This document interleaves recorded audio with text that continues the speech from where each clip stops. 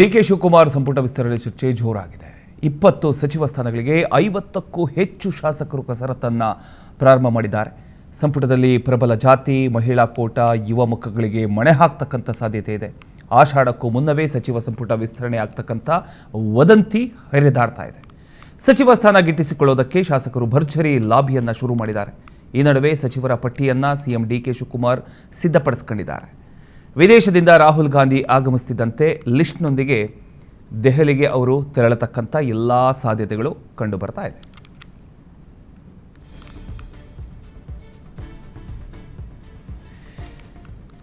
ಮಾಜಿ ಸಚಿವರಲ್ಲೇ ತೀವ್ರ ಸ್ಪರ್ಧೆ ನಡೀತಾ ಇದೆ. ಅದರಲ್ಲಿ ದಿನೇಶ್ ಗುಂಡೂರಾವ್ ಆಗಿರ್ಬೋದು, H K Patil, Zameer Cheluvarayaswamy, Madhu Bangarappa, Santosh Lad, Shivaraj Tangadagi, R B Timmapur, H C Mahadevappa ನಡುವೆ ತೀವ್ರ ಪೈಪೋಟಿ ನಡೀತಾ ಇದೆ. ಇನ್ನು ದಲಿತ ಕೋಟದ ವಿಚಾರಕ್ಕೆ ಬಂದರೆ ದಲಿತ ಕೋಟದ ಕಸರತ್ತು ಜೋರಾಗಿದೆ. ಪ್ರಸಾದ್ ಅಭಯ್ಯ, ನಾರಾಯಣ ಸ್ವಾಮಿ, ರುದ್ರಪ್ಪ ಲಮಾಣಿ ಸೇರಿದಂತೆ ಎಸ್ಸಿ ಎಡಗೈ ಬಲಗೈ ನಾಯಕರ ಕಸರತ್ತು ಕೂಡ ಜೋರಾಗಿದೆ. ಇನ್ನು ಮುಸ್ಲಿಂ ಕೋಟದಡಿಯಲ್ಲಿ ತನ್ವೀರ್ ಸೇಠ್, ಸಲೀಂ ಅಹಮದ್, ರಿಜ್ವಾನ್ ಹರ್ಷದ್, ಎನ್ ಎ ಹ್ಯಾರಿಸ್ ಇವರೆಲ್ಲ ಇದ್ದಾರೆ. ಇನ್ನು ಮತ್ತೊಂದು ವಿಚಾರದಲ್ಲಿ ನೋಡೋದಾದರೆ KN ರಾಜಣ್ಣ ಅಥವಾ ರಾಜೇಂದ್ರ, ಬಿ ನಾಗೇಂದ್ರ, ಅನಿಲ್ ಚಿಕ್ಕಮಾದು, ಟಿ ರಘುಮೂರ್ತಿ, ಹೊಸ ಮುಖಗಳಿಗೆ ಹಾಗಾದರೆ ಚಾನ್ಸ್ ಸಿಗುತ್ತಾ? ಹೊಸ ಮುಖಗಳು ಯಾರ್ಯಾರಿದ್ದಾರೆ ಹಾಗಾದರೆ ಅದನ್ನು ನೋಡೋದಾದರೆ ಒಂದು ಕಡೆ ಮಾಗಡಿ ಬಾಲಕೃಷ್ಣ ಅವರಿದ್ದಾರೆ, ಶರತ್ ಬಚ್ಚೇಗೌಡ, ಕುಣಿಗಲ್ ರಂಗನಾಥ್, ರಮೇಶ್ ಬಂಡಿಸಿದ್ದೇಗೌಡ, ಗುಬ್ಬಿ ಶ್ರೀನಿವಾಸ್, ಅಶೋಕ್ ಪಟ್ಟಣ್, ಎಸ್ ಪೊನ್ನಣ್ಣ, ಅಜಯ್ ಸಿಂಗ್, ಬೇಳೂರು ಗೋಪಾಲಕೃಷ್ಣ, ಬಸವರಾಜ್ ಶಿವಗಂಗಾ, ಶ್ರೀನಿವಾಸ್ ಮಾನೆ, ಪ್ರದೀಪ್ ಈಶ್ವರ್, ರಾಘವೇಂದ್ರ ಹಿಟ್ನಾಳ್, ದರ್ಶನ್ ಧ್ರುವನಾರಾಯಣ್ ಇವರೆಲ್ಲ ಈಗ ಹೊಸಬ್ರು. ಈಗ ಆ ದೆಹಲಿಗೆ ಡಿ ಕೆ ಶಿವಕುಮಾರ್ ಅವರು ತೆಗೆದುಕೊಂಡು ಹೋಗ್ತಿರ್ತಕ್ಕಂಥ ಆ ಒಂದು ಪಟ್ಟಿಯಲ್ಲಿ ಯಾರ ಹೆಸರುಗಳು ಇದ್ದಾವೆ? ಹಳೆ ಸಚಿವರುಗಳು ಈಗ ಒಂದು ಕಡೆ ಪೈಪೋಟಿಯನ್ನು ನಡೆಸ್ತಾ ಇದ್ದಾರೆ. ದಲಿತ ಕೋಟ ಆಗಿರ್ಬೋದು, ಮುಸ್ಲಿಂ ಕೋಟ ಆಗಿರ್ಬೋದು, ಹೊಸ ಮುಖಗಳು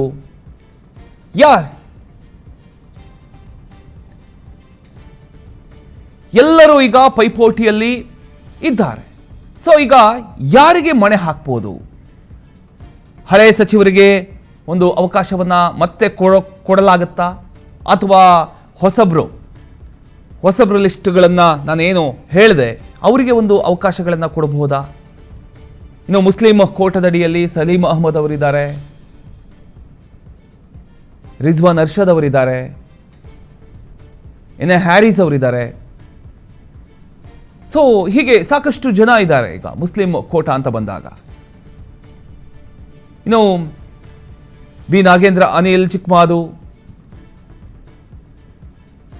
ಟಿ ರಘುಮೂರ್ತಿ ಇವರು ಕೂಡ ಒಂದು ರೀತಿಯಲ್ಲಿ ಕಸರತ್ತನ್ನು ನಡೆಸ್ತಾ ಇದ್ದಾರೆ. ಅದರ ಜೊತೆಗೆ ಒಂದಿಷ್ಟು ಅವರವರ ಶಾಸಕರುಗಳ ಬೆಂಬಲಿಗರು ಇವರಿಗೆ ಕೊಡಲೇಬೇಕು ಈ ಸಲ ಸಚಿವ ಸ್ಥಾನ ಅನ್ನುವಂಥ ಒಂದು ಪಟ್ಟನ್ನು ಹಿಡಿದಿದ್ದಾರೆ. ಸೊ ಈಗ ಡಿ ಕೆ ಶಿವಕುಮಾರ್ ಅವರ ಕೈಯಲ್ಲಿದೆ ಆ ಒಂದು ಪಟ್ಟಿ. ಆ ಪಟ್ಟಿಯಲ್ಲಿ ಯಾರ ಹೆಸರುಗಳು ಇರಬಹುದಾಗಾದ್ರೆ, ಈಗ ರಾಹುಲ್ ಗಾಂಧಿ ಅವರು ವಿದೇಶ ಪ್ರವಾಸ ಮುಗಿಸ್ಕೊಂಡು ದೆಹಲಿಗೆ ಆಗಮಿಸಿದ ನಂತರ ಡಿ ಕೆ ಶಿವಕುಮಾರ್ ಅವರು ಯಾವತ್ತು ಈ ಒಂದು ಪಟ್ಟಿಯನ್ನು ತೆಗೆದುಕೊಂಡು ಹೋಗ್ತಾರೆ? ಈಗ ಆಷಾಢ ಬರ್ತಾ ಇದೆ. ಆಷಾಢದಲ್ಲಿ ಯಾವುದೇ ಕಾರಣಕ್ಕೂ ವಿಸ್ತರಣೆ ಇಲ್ಲ ಅನ್ನುವಂಥ ವಿಚಾರಕ್ಕೆ ಸಂಬಂಧಪಟ್ಟ ಹಾಗೆ ಒಂದಿಷ್ಟು ಚರ್ಚೆಗಳು ನಡೀತಾ ಇದ್ವು. ಇತ್ತೀಚೆಗೆ ಪ್ರಿಯಾಂಕ್ ಖರ್ಗೆ ಅವರು ಈ ಒಂದು ವಿಚಾರಕ್ಕೆ ಸಂಬಂಧಪಟ್ಟ ಹಾಗೆ ಸ್ಪಷ್ಟಪಡಿಸಿದ್ರು, ಯಾವುದೇ ಕಾರಣಕ್ಕೂ ಆಷಾಢವರೆಗೂ ನಾವು ಹೋಗೋದೇ ಇಲ್ಲ, ಆದಷ್ಟು ಬೇಗ ಈ ಸಚಿವ ಸಂಪುಟ ವಿಸ್ತರಣೆ ಆಗೇ ಆಗುತ್ತೆ. ಯಾಕೆಂತ ಹೇಳಿದರೆ ಈಗ ಸಾಕಷ್ಟು ಅಭಿವೃದ್ಧಿ ಕೆಲಸಗಳು ಆಗಬೇಕಾಗತ್ತೆ. ಸೊ ಅಭಿವೃದ್ಧಿ ಕೆಲಸ ಆಗೋದ್ರಿಂದ ಈಗ ಸಚಿವರ ವಿಚಾರ ತುಂಬ ಮುಖ್ಯ ಆಗಿದೆ. ಈಗ ಅದರಿಂದ ಆದಷ್ಟು ಬೇಗ ಯಾವ್ಯಾವ ಸಚಿವರನ್ನು ಆಯ್ಕೆ ಮಾಡಬೇಕು ಅನ್ನೋದು ಆದಷ್ಟು ಬೇಗ ಆಗತ್ತೆ. ಡಿ ಕೆ ಶಿವಕುಮಾರ್ ಅವರು ದೆಹಲಿಗೆ ಹೋಗ್ತಾರೆ. ಆದಷ್ಟು ಬೇಗ ಎಲ್ಲ ಹೊಸ ಸಚಿವರುಗಳು ಪ್ರಮಾಣ ವಚನ ಆಷಾಢಕ್ಕೂ ಮುನ್ನ ಪ್ರಮಾಣ ವಚನ ಸ್ವೀಕರಿಸ್ತಾರೆ ಅನ್ನುವಂಥ ಮಾತನ್ನು ಪ್ರಿಯಾಂಕ್ ಖರ್ಗೆ ಅವರು ಮೊನ್ನೆ ತಾನೇ ಮಾತನಾಡಿದರು. ಸೊ ಈಗ ದೆಹಲಿಗೆ ಡಿ ಕೆ ಶಿವಕುಮಾರ್ ಅವರು ಯಾವಾಗ ಹೋಗ್ಬೋದು, ರಾಹುಲ್ ಗಾಂಧಿ ಅವರು ತಕ್ಷಣ ಅಂದರೆ ಹೈಕಮಾಂಡ್ ಗ್ರೀನ್ ಸಿಗ್ನಲ್ ಕೊಡುತ್ತಾ ಆಷಾಢಕ್ಕಿಂತ ಮುಂಚೆ ಈ ಒಂದು ವಿಸ್ತರಣೆ ಆಗಬಹುದಾ, ಎಲ್ಲ ಹೊಸ ಸಚಿವರುಗಳು ಆಷಾಢಕ್ಕೂ ಮುನ್ನ ಪ್ರಮಾಣ ವಚನ ಸ್ವೀಕರಿಸ್ಬೋದಾ? ಸೊ ಇಷ್ಟೆಲ್ಲ ವಿಚಾರಗಳು ಈಗ ಒಂದು ಕುತೂಹಲವನ್ನು ಮೂಡಿಸಿದೆ, ನೋಡಬೇಕು.